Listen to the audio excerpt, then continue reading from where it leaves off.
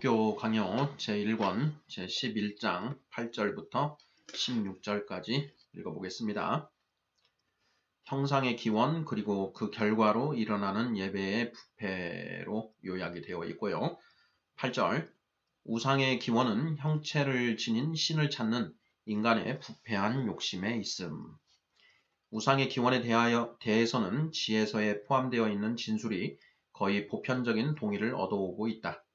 곧 죽은 자들에게 종기를 부여하기 위하여 처음 우상이 만들어졌고 그리하여 미신적으로 그들을 기억하여 우상에게 예배하게 되었다는 것이다. 물론 이런 악습이 매우 오래된 것이라는 것은 나도 인정한다. 그리고 그것이 하나의 도화선이 되어 사람들로 하여금 더욱더 우상 숭배에 빠지도록 불을 질렀다는 점도 부인하지 않는다. 그러나 이것이 우상 숭배라는 악습의 기원이라고는 보지 않는다. 세속의 저자들이 언급하고 있는 바 죽은 자들의 형상들을 구별하여 높이 기리는 관습이 나타나기 이전인 모세의 글에서도 벌써 우상들이 사용되고 있는 것이 나타나기 때문이다. 라헬이 그 아버지의 우상들을 훔친 사실을 기록하면서 모세는 그런 악행이 아주 흔하게 일어나고 있는 것으로 언급하고 있다. 여기서 우리는 인간의 본성 자체가 말하자면 영구한 우상의 제조공장이라는 것을 알 수 있다. 홍수로 인하여 세상이 새롭게 탄생했는데 그로부터 몇 년이 지나지 않아서 사람들이 자기들이 좋아하는 대로 신들을 만들어내는 것을 보게 된다. 그러므로 그 거룩한 족장 노아가 아직 살아있는 동안에도 그 후손들이 우상 숭배에 빠졌고 그리하여 얼마 전에 끔찍한 심판을 통해서 하나님께서 깨끗이 씻어 놓으신 온 땅이 다시 우상들로 더럽혀지는 것을 그 눈으로 똑똑히 보았을 것이라는 추리가 얼마든지 설득력이 있는 것이다. 여호수아가 증거하듯이 아브라함이 탄생하기 이전에 데라와 나홀이 이미 거짓 신들을 섬기던 자들이었던 것이다. 셈의 자손이 이렇게 급속히 부패해졌다면 과연 이미 아버지에게서 저주를 받은 함의 자손들의 형편은 어떠했겠는가? 과연 예상하는 그대로다. 사람의 마음이 교만과 대담함으로 가득 차 있어서 감히 자기들의 역량대로 신을 상상해내는 것이다. 그리고 아둔함 속에서 애쓰며 지극히 어리석은 무지에 점점 빠져들어가서 거짓되고 허망한 헛개비를 하나님의 자리에 대신 가져다 놓는 것이다. 그리고 이러한 악에 새로운 악이 합쳐져서 사람은 자기가 속으로 생각해온 그런 류의 신을 겉으로 구체화시키려 하게 된다. 그러므로 마음이 우상을 잉태하고 손이 그것을 낳는 것이다. 이스라엘 백성들의 신뢰가 우상의 기원을 잘 보여준다. 곧 하나님께서 친히 형체로 임재하여 계시다는 것을 보여주시지 않으면 사람들은 하나님이 자기들과 함께 계시다는 것을 믿지 않는다는 것이다. 그들은 우리를 위하여 우리를 인도할 신을 만들라. 이 모세 곧 우리를 애굽 땅에서 인도하여 낸 사람은 어찌 되었는지 알지 못함이니라고 말했다. 출애굽기 32장 1절. 그들은 분명 하나님이 그들과 함께 계셔서 그들이 그의 능력으로 그렇게 많은 이적들을 체험했다는 것을 잘 알고 있었다. 그러나 그들은 하나님이 실제로 다스리신다는 것을 입증해주는 하나님의 모습의 상징물을 두 눈으로 똑똑히 보지 못하면 하나님께서 그들과 함께 계시다는 것을 신뢰하지 않았다. 그러므로 그들은 어떤 형상이 자기들 앞서서 행진하는 것을 보고서야 하나님께서 자기들의 행진을 인도하시는 인도자이심을 인정하려 한 것이다. 인간의 육체는 자기를 닮은 어떤 허상을 확보하여 그것을 하나님의 형상으로 알고 거기서 위안을 찾기 전에는 언제나 불안 가운데 있다는 것을 일상적인 체험에서 잘 배우게 되는 것이다. 세상이 시작된 이래 거의 모든 시대마다 사람들은 자기들의 어두운 욕심에 복종하기 위하여 상징물들을 세워놓고 그것을 보면서 하나님이 자기들의 눈앞에 나타나셨다고 믿어온 것이다. 9절 형상의 사용은 우상 숭배로 이어짐. 이처럼 헛된 것이 형성되면 곧바로 숭배가 뒤따르게 된다. 형상들 속에서 하나님을 바라본다고 생각하자. 사람들은 그것들 속에서 그를 예배하게 된 것이다.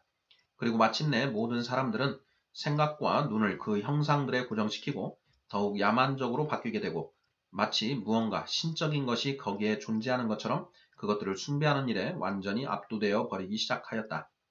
그리하여 이제 사람들은 그야말로 아둔한 생각에 물들어서 우상들을 섬기는 의식 속으로 돌진해 들어가고 있는 것이다. 그것들을 신들로 여기지는 않지만 그러면서도 거기에 무언가 신적인 능력이 있다고 상상하는 것이다. 그러므로 신이든 어떤 피조물이든 형상으로 만들어 놓고 숭배하는 마음으로 그 앞에 엎드리는 순간 벌써 미신에 사로잡혀 있는 상태가 되는 것이다. 그렇기 때문에 주께서는 자기 자신을 위하여 형상을 세우는 것을 금하셨고 뿐만 아니라 숭배를 조장할 만한 그 어떠한 비문이나 돌비를 만드는 것도 금하신 것이다. 출애굽기 20장 25절. 또한 같은 이유로 제2계명이 예배에 대한 내용을 다루고 있는 것이다. 하나님을 위하여 눈에 보이는 형상을 만들어 놓고 나면 바로 그 순간부터 하나님의 권능 역시 그 형상에 속해 있다고 생각하게 되기 때문이다. 사람들은 너무도 아둔하여 하나님을 형상으로 지어놓는 곳마다 그곳에 하나님이 계시다고 생각하며 그러니 숭배를 하지 않을 수가 없는 것이다. 그저 단순히 우상을 경배하든 그 우상 속에 하나님이 계시다고 생각하여 그를 경배하든 전혀 다를 것이 없다. 우상에게 신적인 종기를 부여하게 되면 어떠한 핑계를 대든 그것은 언제나 우상 숭배가 되는 것이다. 그리고 하나님께서는 미신적인 예배를 받기를 기뻐하지 않으시기 때문에 무엇을 우상에게 부여하든 그것은 바로 하나님께로부터 탈취하는 것이 되는 것이다. 과거 시대마다 참된 신앙을 압도하여 왔고 또한 뒤집어 엎어온 그 몹쓸 우상 숭배를 변호하기 위해서 구차한 변명거리를 찾고 있는 사람들은 이 점을 생각하기 바란다. 그들은 형상들을 신들로 간주하는 것이 아니라고 주장한다. 유대인들 역시 아무리 생각이 없었다고는 하나 금송아지를 만들기 전 자기들을 애굽에서 인도하여 내신 것이 바로 하나님이었음을 잊어버릴 정도까지는 가지 않았다. 그러나 아론이 나서서 그 금송아지들이 그들을 애굽 땅에서 해방시켜 주신 그 신이라고 하자 그들은 대담하게 동의하였다. 이것은 바로 그들을 해방시키신 그 하나님께서 금송아지 속에서 그들의 앞서서 가시는 것을 볼 수만 있다면 그 하나님을 그대로 따르기를 원했다는 것을 뜻한다. 그러니 이교도들에 대해서도 그들이 신이 나무나 돌과 다른 존재라는 것을 이해하지 못할 정도로 우둔했다고 생각해서는 안 될 것이다. 자기들 기분에 따라서 마음대로 형상을 바꾸기는 했으나 그들은 언제나 동일한 신들을 마음에 두고 있었던 것이다. 한 신에게 여러 가지 형상들이 있었다. 그러나 그들은 형상들의 숫자만큼 신들을 스스로 만들어내지는 않았다. 뿐만 아니라 그들은 날마다 새로운 형상들을 만들어 세우면서도 자기들이 새로운 신을 만들고 있다고는 생각하지 않았다. 아우구스티누스가 그 시대의 우상 숭배자들이 제시한 변명거리들로 인용하는 것을 읽어보라. 우상 숭배에 대해서 비난을 받으면 일반 대중들은 자기들은 눈에 보이는 물건을 경배하는 것이 아니라 거기에 눈에 보이지 않게 거하는 어떤 신적인 임재를 경배하는 것이라 대답했다고 한다.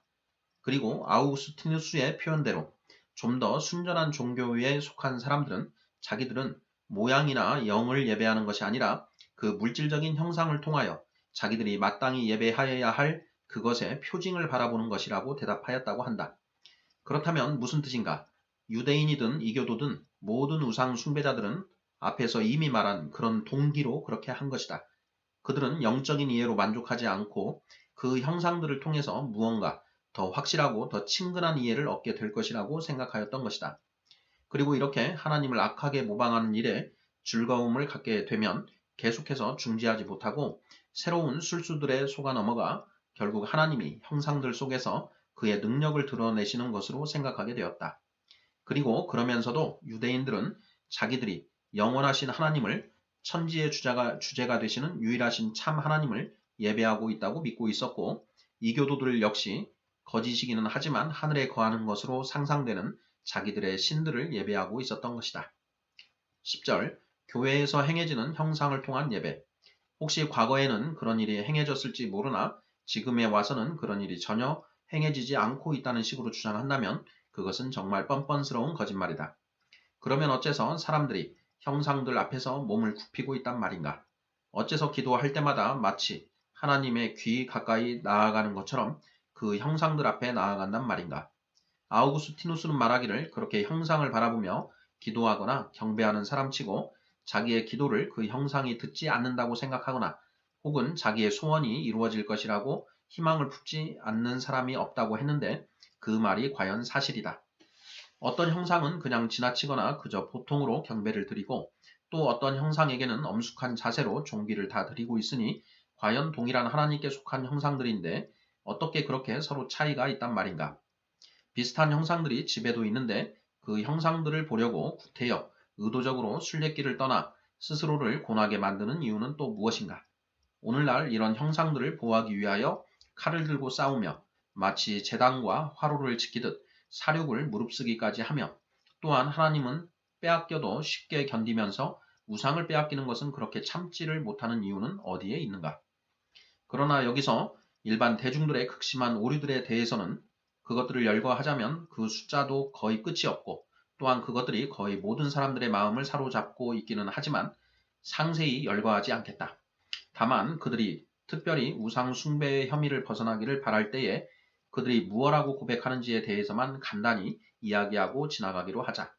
그들은 말하기를 우리는 그 형상들을 우리의 신이라 부르지 않습니다 라고 한다.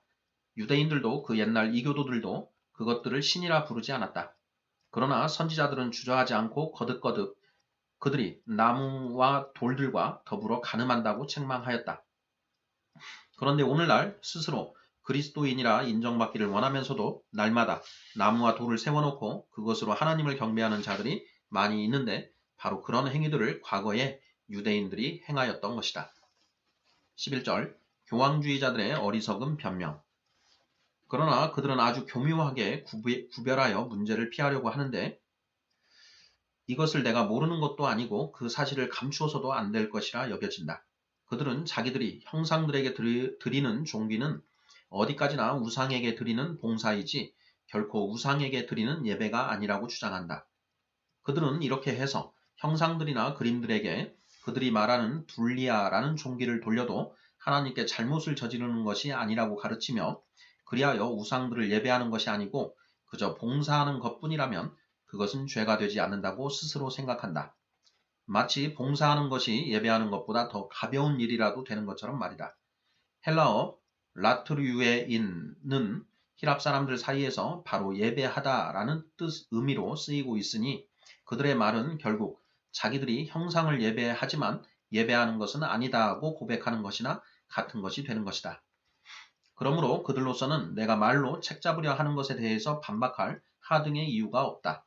그들은 순진한 사람들의 눈을 어둠으로 덮으려 하고 있으나 결국 자기들의 무식을 스스로 폭로하고 있는 셈이다. 그들이 아무리 언변이 뛰어나다 해도 서로 동일한 두 가지가 서로 전혀 다르다는 것을 입증할 수는 없을 것이다. 그들은 과연 자기들이 그 옛날의 우상 숭배자들과 전혀 다르다는 것을 한번 증명해 보기를 바란다. 간음한 자나 살인한 자가 자기의 범죄를 다른 이름으로 부른다 해서 죄책이 면제될 수가 없듯이 자기들이 정죄하지 않을 수 없는 그 우상 숭배자들과 자기들이 전혀 다르지 않으면서 이름만 교묘하게 달리 꾸며댄다면 그것은 정말 어리석은 수작인 것이다.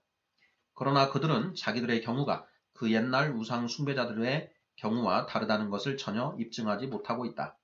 결국 그들의 이런 모든 악행은 과거 우상 숭배자들과의 터무니없는 경쟁심에서 나오는 것으로 결국 이런 경쟁심으로 그들은 머리로는 하나님을 표현하는 상징적인 형상들을 짜내고 손으로 그것들을 실제로 만든 것이다. 12절 형상이 허용되는 한계. 그렇다고 해서 절대로 어떠한 형상도 용납되지 않는다고 생각할 만큼 내가 미신에 사로잡혀 있는 것은 아니다. 그러나 조각이나 그림은 하나님이 주신 재능들이므로 이것들은 각기 순전하고 정당하게 사용되어야 할 것이다. 주께서 그의 영광과 우리의 유익을 위하여 베풀어 주신 이 재능들을 잘못 사용하여 우리를 멸망에 빠뜨리도록 해서는 안 될 것이기 때문이다. 우리는 하나님을 눈에 보이는 모양으로 표현하는 것은 잘못된 것이라 믿는다. 하나님이 친히 그런 행위를 금지하셨기 때문이기도 하거니와 또한 그런 행위를 통해서 반드시 하나님의 영광이 더럽혀지기 때문이다. 그러나 이런 생각을 갖고 있는 것이 비단 우리만은 아니다. 건전한 사고를 가진 저자들은 언제나 그것을 부당하게 여겨왔다는 것을 그들의 저작에 관심이 있는 사람들은 다 알게 될 것이다. 하나님을 형체를 지닌 모습으로 표현하는 것이 옳지 않다면 형상을 하나님으로 여기거나 혹은 그 속에 하나님이 계신 것으로 여겨 경배하는 것은 그보다 더 옳지 않은 일일 것이다. 그러므로 오로지 눈으로 볼 수 있는 것들만을 그림으로 그리든가 조각으로 표현하여야 하며 인간의 눈에서 무한히 초월하는 하나님의 위엄을 전혀 꼴사나운 표현을 통해서 더럽히는 일이 있어서는 안 되는 것이다. 이렇게 표현할 수 있는 부류에는 두 가지가 있는데 역사 및 사건들과 또한 과거 사건들과는 관계없는 형상이나 형태 등이 그것이다. 전자는 교육이나 교훈에 어느 정도 도움을 주나 후자의 경우는 그저 즐거움을 주는 것 이외에 별다른 도움을 찾을 수가 없다. 그런데 지금까지 교회들 내에 장식되어 있는 형상들 중 거의 전부가 후자에 속한다는 것이 분명하다. 그러니 그렇게 장식해 놓은 것들이 사려 깊은 판단이나 선택의 결과가 아니라 어리석고 무분별한 갈망의 결과임을 얼마든지 추리해낼 수 있는 것이다. 나는 지금 그것들 대부분이 얼마나 악하게 또한 정숙하지 못한 형태로 만들어졌으며 화가들과 조각가들이 여기서 얼마나 자기들 마음껏 방탕을 저질렀는지를 이야기하는 것이 아니다.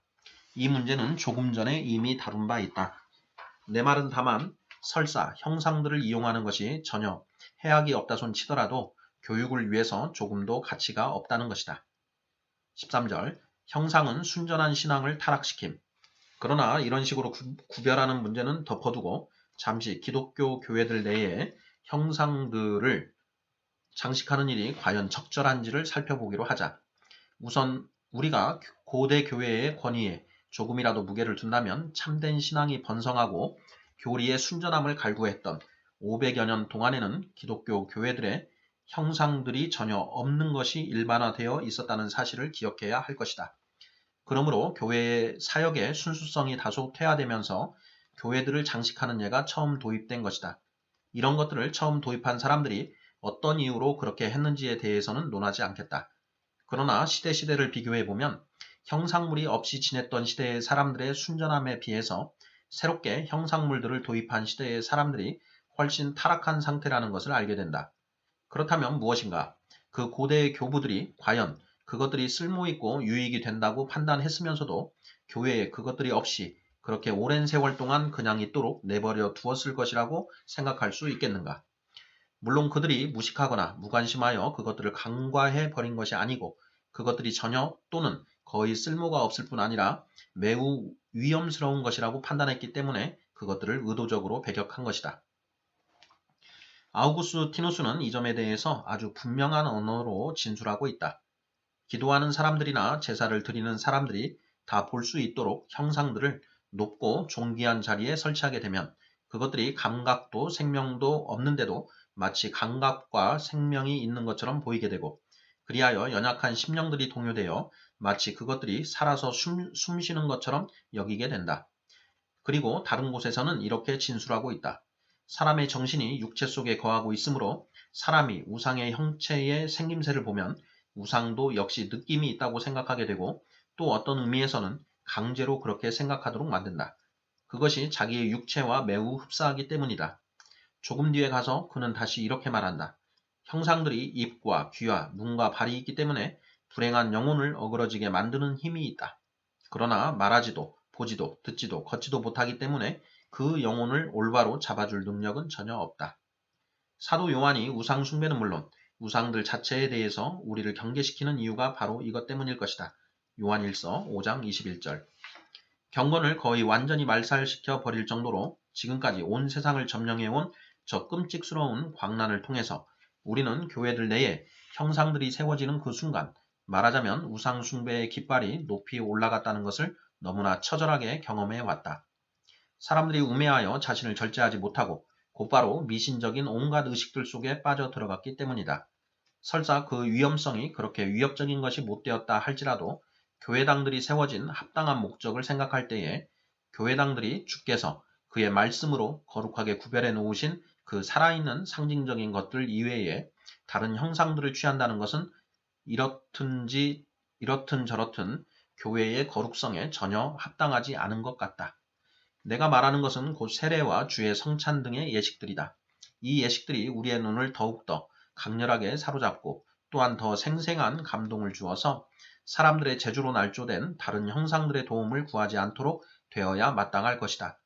보라, 교황주의자들을 믿을 때 다른 어떠한 것으로도 바꿀 수 없다고 여기게 되는 바 형상들의 더할 나위 없는 축복이라는 것의 실체가 바로 이러한 것이다.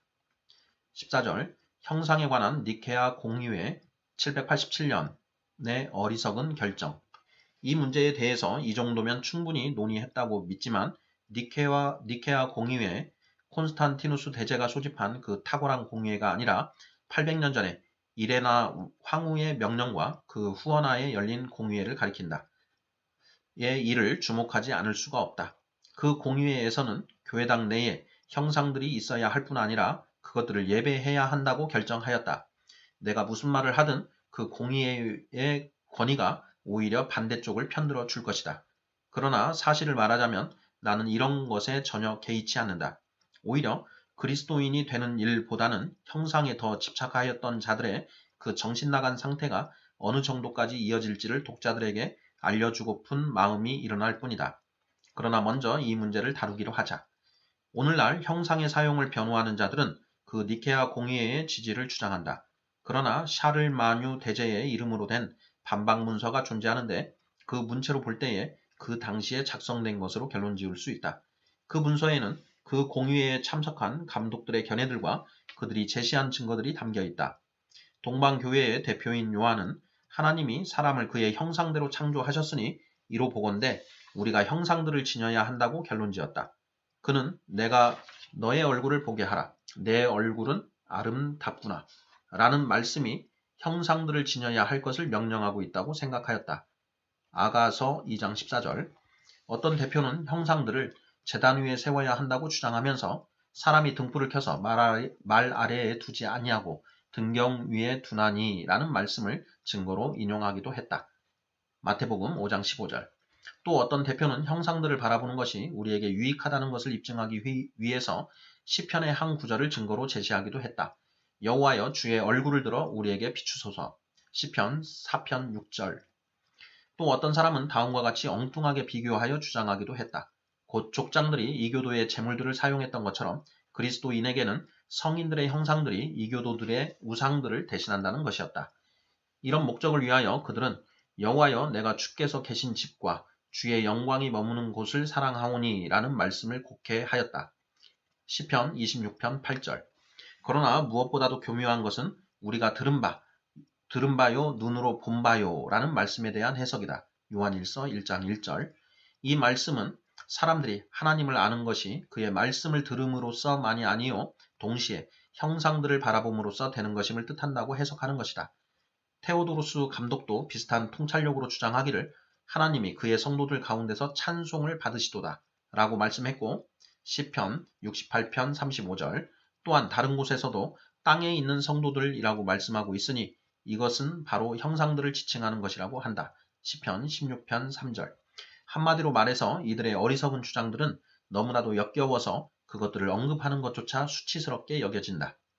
15절. 성경 본문을 어리석게 왜곡시킴. 그들은 경배에 대해 논의하면서 바로 왕을 축복한 것, 야곱의 지팡이, 그리고 야곱이 세운 돌비를 거론한다. 그러나 그 마지막 주장의 경우 그들은 성경의 의미를 왜곡시킬 뿐 아니라 성경 어디에도 없는 것에 사로잡혀 있다. 그리고 이어서 그 발등상 앞에서 경배할지어다. 그 성산에서 예배할지어다. 백성 중 부한 자도 내 얼굴 보기를 원하리로다. 등의 본문들을 인용한다.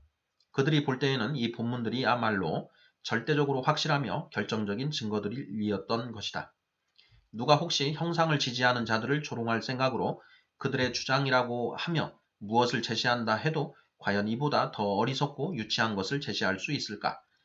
미라의 감독 테오도시우스는 그의 부제의 꿈에 나타난 것을 마치 하늘로부터 임한 말씀처럼 귀중하게 여겨서 그것을 근거로 형상들에게 경배하는 것을 확증하고 있다. 자, 그러니 형상을 지지하는 자들이 얼마든지 니케아 공의회의 결정을 우리에게 강변하도록 내버려 두라.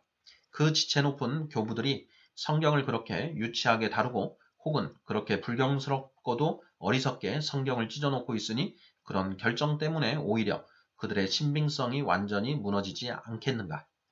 16절. 형상에 대한 경배를 결의한 공의회의 참남함. 이제 나는 저 끔찍스럽게 참남한 것들을 말해야겠다. 그들이 감히 그런 참남한 발언들을 입으로 내뱉었다는 것도 정말 이상스럽지만 그렇게 역겹기 그지없는 것들에 대해서 아무도 저항한 사람이 없었으니 그것이야말로 더더욱 이상스러운 일이다. 사정이 그와 같으므로 이런 사악한 추태를 공적으로 드러내고 그리하여 교황주의자들이 형상을 예배하는 행위의 근거로 주장하는 그 고대성이라는 허울 좋은 핑계를 제거해내는 것이 지극히 합당한 일일 것이다. 아모리움의 감독 테오도시우스는 형상들에게 경배하는 행위를 반대하는 모든 사람들에게 파문을 선언하고 있다. 또 어떤 사람은 히랍과 동방 제국이 당한 모든 불행들이 형상들에게 경배하지 않은 탓이라고 말하기도 한다. 그렇다면 선지자들과 사도들과 순교자들 당시에는 형상들이 존재하지도 않았으니 이들은 과연 어떤 형벌을 받아야 하겠는가? 그들은 이어서 덧붙이기를 황제의 조상을 분양해야 한다면 성인들의 형상들이야 그보다 더 종기를 돌려야 되지 않겠느냐고 한다. 키프로스의 콘스탄스의 감독 콘스탄티우스는 스스로 형상들을 높이 공경한다고 공언하고 자기는 그것들을 복되신 삼위 하나님께 합당한 그런 예로 형상들에게 경배할 것이라고 선언하였고 자기와 똑같이 그렇게 하기를 거부하는 사람은 누구든지 파문하여 마르키온파와 마니교도와 같은 부류로 여기겠다고 하였다. 이것은 결코 한 개인의 사사로운 견해가 아니었다. 모든 사람들이 거기에 동의하였던 것이다. 동방교회의 대표인 요한은 한술 더 떠서 형상에게 드리는 경배를 부인하느니 차라리 그 도시에 온갖 매음구를 허용하는 편이 더 나을 것이라고 경고하기까지 했다. 결국 그 공의회에서는 사마리아 사람들이 모든 이교도들보다 더 나쁜데 이 사마리아인들보다도 형상을 반대하는 자들이 더 나쁘다고 만장일치로 결의하였다. 게다가 그 연극이 기립박수가 없이 그냥 끝나지 않도록 하기 위해서 한 가지 문구를 마지막에 첨가하였다. 곧 그리스도의 형상을 지니고 그것에 제물을 드리는 자들이여 기뻐하고 즐거워할지어다가 그것이다.